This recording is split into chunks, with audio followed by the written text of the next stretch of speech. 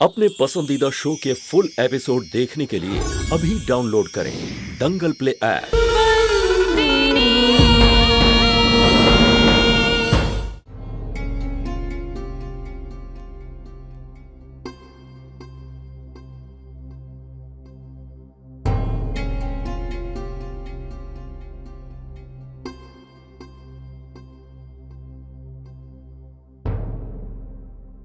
Thank God फिर से वो अनहोनी नहीं हुई। बच्चा सुरक्षित है।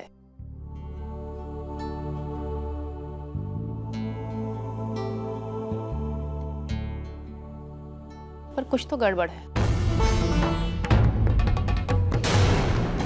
मैं आपको जो दवाइयां दे रही हूँ वो आपका हीमोग्लोबिन बढ़ाने और बाकी कुछ ज़रूरतों के लिए हैं। पर बड़ी हैरानगी की बात है, आप पर उन दवाइयों का कोई असर ही नहीं हो रहा है। अगर होता तो आज जो आपके साथ हुआ वो नहीं हो सकता था। आप कुछ और तो नहीं खा रही हैं ना? नहीं। फिर समझ में नहीं आता कि प्रेगनेंसी के छठे महीने में प्रॉब्लम क्यों शुरू हो जाती है। Are you sure? अपनी दवाइयों के अलावा और कुछ नहीं ले रही हैं?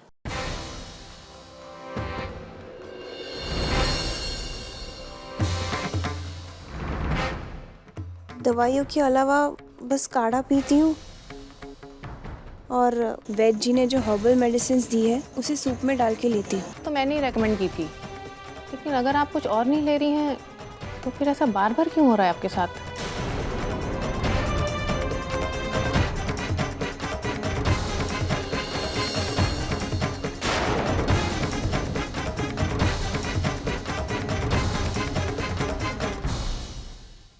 देखा मालकिन, मैंने आपसे कहा था ना, हर 6 महीने पर ऐसा ही होता है। पता नहीं क्या है। बल्कि तोरल भाभी के लिए काढ़ा और सूप बहुत संभाल के बनाती हूँ और खाने के लिए भी वही देती हूँ जो डॉक्टर साहब कहते हैं। और उससे बुरा तो तब लगता है जब उन्हें तकलीफ होती है और दूसरी तरफ के लोग आते तक नहीं हैं। इसीलिए उनको छोड़कर जाने में डर लगता है कि कहीं उन्हें मेरी ज़रूरत ना पड़े।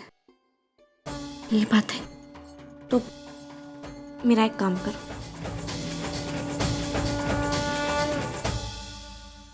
चंपाकली, मैंने तुम्हें सामान लाने कहा था, क्यों नहीं रखना सामान अब तक? बहुत आलसी हो गई हो तुम। वो मैं तोरल भाभी की मदद कर रही थी, उनकी तबीयत ठीक नहीं है ना, इसलिए। तोरल भाभी जरूरी है, मेरा काम। ये क्या बोल रही हो तुम? थोड़ी सी भी समझ है तुम्हें?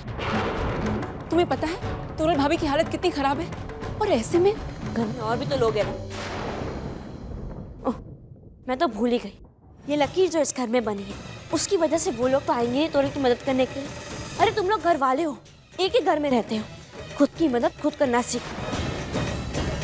कि घर के नौकर पहले मेरा काम करेंगे और अगर उनके पास समय बचा तो वो तोरल की मदद करेंगे। कैसी बातें कर रही हो तुम? वो भी तोरल भाभी की प्रेगनेंसी में? चंपाकली, अगर तुम तोरल भाभी के कमरे से हिली तो देखना। अगर तुम्हें इतनी परवाह तोरल की, तुम क्यों नहीं करती उनकी मदद? मैं मदद कर रही हूँ उसकी। मैं जानती हूँ वो किन मुसीबतों से गुजर रही है। एक नहीं, कम से कम 2-3 लोगों की जरूरत पड़ती है उसकी मदद करने के लिए। अब इस उम्र में हम बात से तो उम्मीद नहीं कर सकते ना मदद करने के लिए। चंपाकली, अगर किसी और को उसकी मदद करनी है तो कर सकते, पर तुम पहले मेरा काम करोगी, समझी? पर मालकिन, ये लक्ष्मण रेखा है, इसे कोई पार नहीं कर सकता। कम से कम मुझे तो जाने दिए तोरल भाभी की मदद करने के लिए। बहुत मुंह खुल रहा है तुम्हारा। तुम जानती हो ना कि तिजोरी की चाबी मेरे पास है। अगर तुमने मेरा काम नहीं किया तो हो सकता है मैं तुम्हें पगार ना दूं और शायद इस घर से भी निकाल दूं।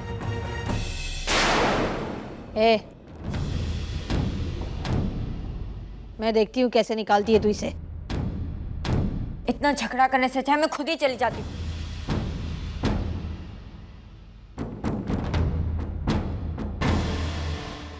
तोरल की हालत ठीक नहीं है। मैं मानती हूँ कि हमारे घर के बीच ये लक्ष्मण रेखा खींची है, इसीलिए हम सब लोग अपनी अपनी जिंदगी जी रहे हैं खुशी से। इसलिए नहीं कि एक दूसरे को दुख दें हम लोग। तो इसका काम करके आ जाना। और तू, जैसे ही तेरा छुट्टा छेड़ा होगा ना, सबसे पहले हम लोग तुझे इस घर से निकालेंगे। न रहेगी तू, न बजेगा तेरा हुक्म। तब तक तुझे जितनी मनमानी करनी है तू कर। सारे नौकरों को अपना गुलाम बना ले। मैं कर लूंगी तोरल की मदद।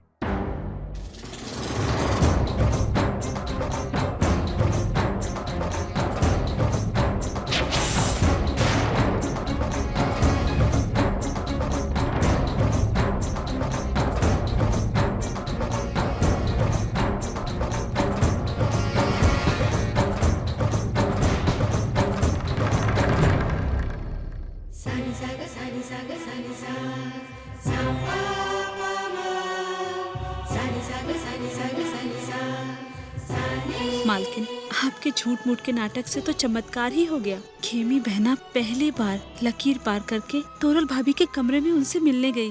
अब तुम्हें अपना पूरा ख्याल रखना है तोरल। डॉक्टर ने जैसे कहा है वैसे ही करना है। तोरल,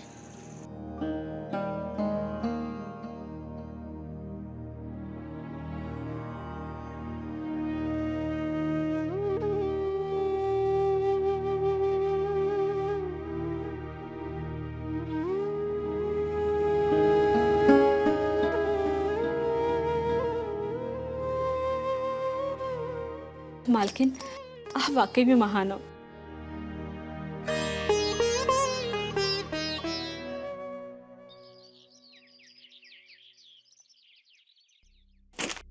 ये ब्लडी हिसाब देना तो जान ले लेगा मेरी।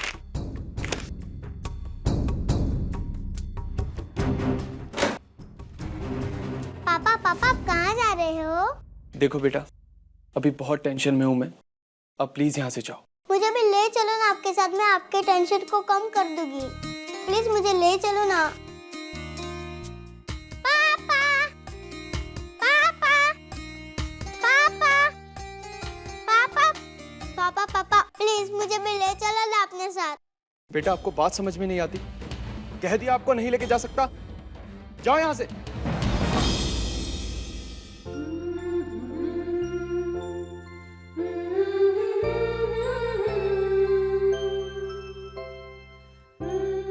नंदिनी, तुम्हें बाहर घूमने जाना है ना? चलोगी नानी के साथ? वैसे कहाँ जा रहे हैं आप? मैं कहीं नहीं जा रही, पर अगर तुम्हें बाहर घूमने चलना है तुम मेरे साथ चल सकती हो। खेतों में घुमाने ले जाऊंगी मैं तुम्हें। चलोगी?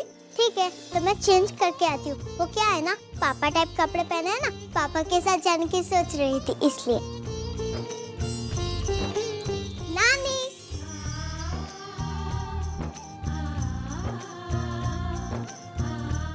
अब चले? चलो चलो, आज मैं तुम्हें धर्मपुर के खेत दिखाती हूँ। मैं आपको पूछना चाहती थी पर मैंने आपको पूछा नहीं कि आप मेरी नानी कैसे? क्योंकि मैं तुम्हारी माँ की माँ हूँ। एक मिनट, पर आप दोनों की एज तो एक जैसे है, और ऐसा नहीं कि मैं छोटी हूँ तो मुझे बनाए। बहुत स्मार्ट हो। किस पर गई हो? आप ही मेरी नानी हो ना, तो आप ही बता दीजिए। संतू, तुम नंदनी के साथ यहाँ खेतों के पास क्या कर रही है? नंदिनी को कहीं घूमना था बाहर, इसलिए मैं यहाँ ले आई। पर तुम यहाँ? एक्चुअली मैं यहाँ से गुजर रहा था, तुम्हें और नंदनी को साथ में देखा तो इसलिए आ गया। अचानक तुमसे इस तरह मिलकर, तुम्हें देखकर बहुत खुशी है। बहुत अच्छा।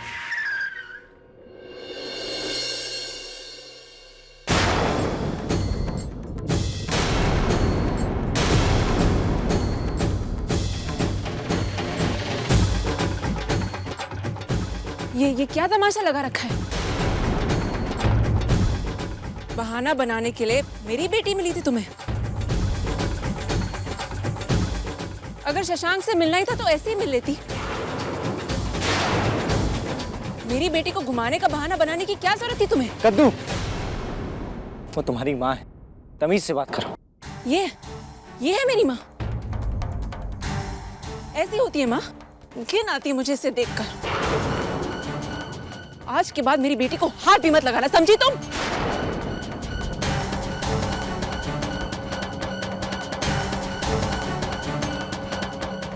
कैसी औरत हो तुम? एक बच्ची का सहारा लेकर क्या क्या करती रहते हो? छी! कद्दू, एक बात सुन, तुम अपनी माँ के बारे में जो सोच रही हो ना, वो बिल्कुल गलत है। और मेरी एक बात हमेशा याद रखना, जब तुम्हें सच्चाई के बारे में पता चलेगा तब तुम खून के आंसू बहाओगी। अब तक तुमने जिंदगी में बहुत सारी गलतियां की, लेकिन ये गलती के लिए तुम जिंदगी भर पछताओगी। हाँ, पछता रही हूँ तुमसे शादी करके।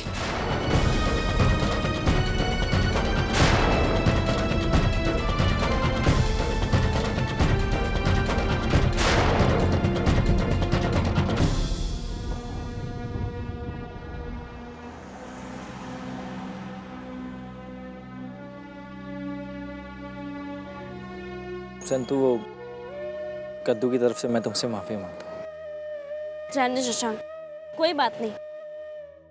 આ તો બહુ ખોટું થઈ ગયું. ઈચ્છા કાકીની બેનની છોકરીનો ગર્ભપાત થઈ ગયો. बेचारी इतने महीने संभालने के बाद भी बच्चा गिर गया. चलो मिलाते हो उससे, छोकरी ने सांत्वना मिल से. अरे ये सब तो हमारे पड़ोस में रहती थी, जिसके बारे में बात कर रही थी. बहुत ही अच्छी लड़की है, मेरी सहेली है. हे भगवान, ये क्या हो गया? शशांक, मुझे किसी से मिलना है, मैं चलती हूँ.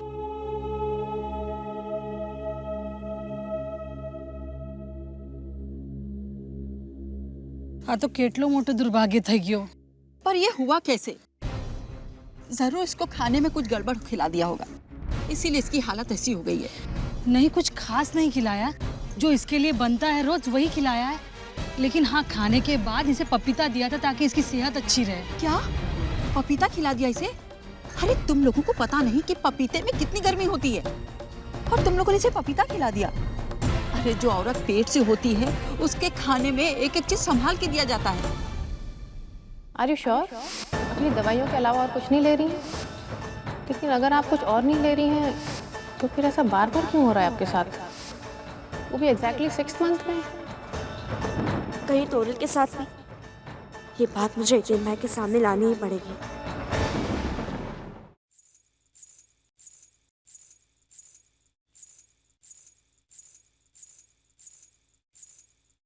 मुझे तिजोरी की चाबियां चाहिए, डॉक्टर की फीस देनी और दवाई खर्च के लिए. कितने पैसे चाहिए मुझे बता दो, मैं खुद दे दूंगी तुम्हें. तुम अपना ये नाटक करना कब बंद करोगी? हर चीज हर बात में तुम हमें मुसीबत में डालने की कोशिश क्यों करती रहती हो? देखो, मेरी भाभी की तबीयत बहुत खराब है और ये तुमने अपनी आंखों से भी देखा है. हाँ देखा है, तो इसमें मेरी क्या गलती है? अरे तुम लोग मुझ पर ऐसा गुस्सा क्यों करते हो? मैंने तो बस इतना पूछा है कितने पैसे चाहिए. मैं पैसे देने से मना तो नहीं कर रही ना. मैंने हिसाब देखा है, उसमें से 4 बार डॉक्टर के बिल्स आए, जबकि तोरल का गर्भपात सिर्फ 3 बार हुआ है.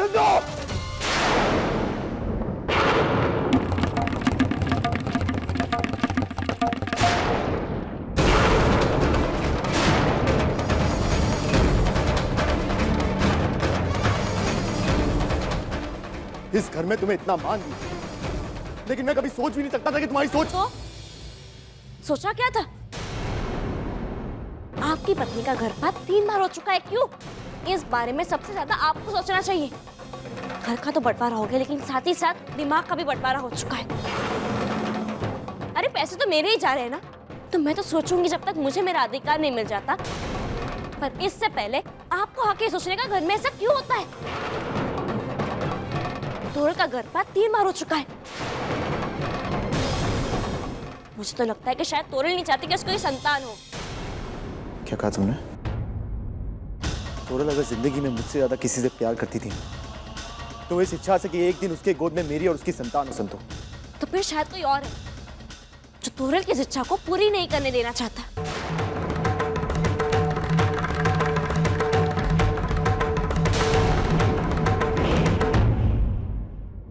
सच कहूं हितेन भाई, तो मुझे आपके बच्चे से कोई आपत्ति नहीं है. मुझे बस इस बात से आपत्ति है कि हमेशा तोरल की प्रेगनेंसी के वक्त डॉक्टर्स के बिल बढ़ जाते हैं और हर 6 महीने में उसका गर्भपात हो जाता है.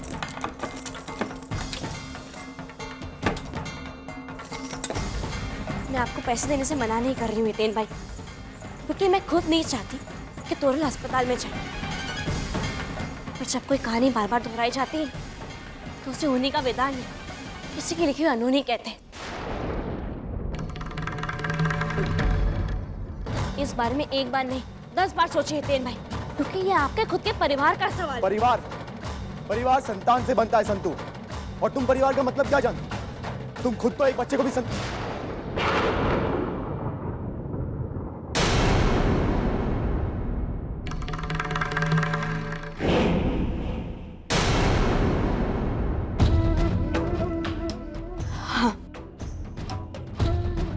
नहीं है मेरी खुद की कोई संतान, नहीं बन पाई मैं माँ। पर कहीं ऐसा ना हो कि मेरी ही तरह आपकी पत्नी माँ ना बन पाए किसी और की वजह से। बस संतो, बस। मैं मानता हूं कि मेरे परिवार ने इस घर में ये लकीर खींच दी। एक परिवार 2 हिस्सों में बंट गया, लेकिन इसमें क्या गलत है? अगर हम एक दूसरे की जिंदगी में दखल अंदाजी ना करें, एक दूसरे को दुख ना पहुंचाएं, तो इसमें क्या गलत कर रहे हैं हम? और मैं ये बात पे कभी विश्वास नहीं करूंगा कि मेरे परिवार में से कोई ऐसा है जो नहीं चाहता कि मेरी संतान इस दुनिया में आए, या इस बात से खुश नहीं है, सिवाय तुम्हारे। अरे जो माँ अपने सौतेले बेटे को मार सकती है, वही ऐसा सोच सकती है। हाँ हितेन, सच कहा तुमने। ऐसी घटिया बात ऐसी घटिया औरत ही कर सकती है। पहले तू अपने आप में झांक कर देख कि तू कैसी है, उसके बाद हम सबको कहना। कितना विश्वास किया था मैंने तुम पर। ना विश्वास किया था, वापस आप वही गलती कर रहे हो हितेन भाई। एक तरफ आप कहते हो कि आपको सब पे विश्वास है कि कोई ऐसा नहीं कर सकता, और एक तरफ आप मुझे देख कर ये कहते हो कि मैंने आपका विश्वास तोड़ दिया। अगर मैंने आपका विश्वास तोड़ दिया तो कोई और क्यों नहीं तोड़ सकता? एक बार विश्वास टूटने पर लगता है, आप समझे नहीं, विश्वास कोई भी तोड़ सकता है, मैं, वो या कोई और भी।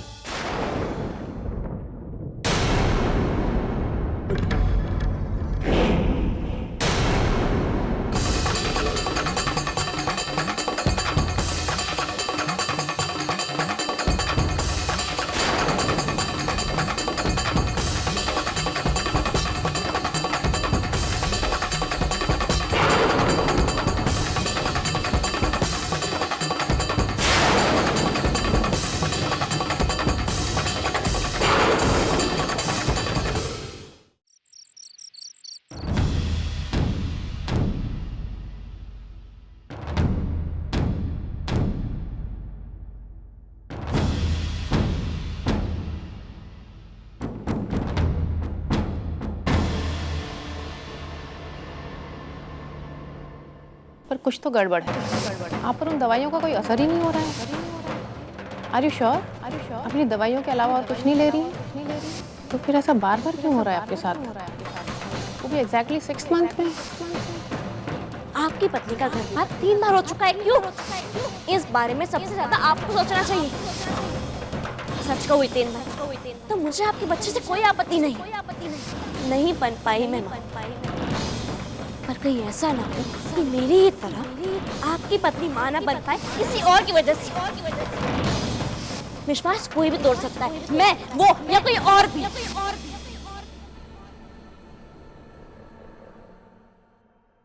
संतु ने नीचे जो कुछ भी कहा, सोचने वाली बात तो है। हो सकता है कि सच में कोई ऐसा कर रहा हो, कोई सच में तोरल के खाने में कुछ मिला रहा हो, इसीलिए हर बार छठे महीने में ऐसी प्रॉब्लम होती है। पर क्या ऐसा हो सकता है? अभी डाउनलोड करें दंगल प्ले ऐप।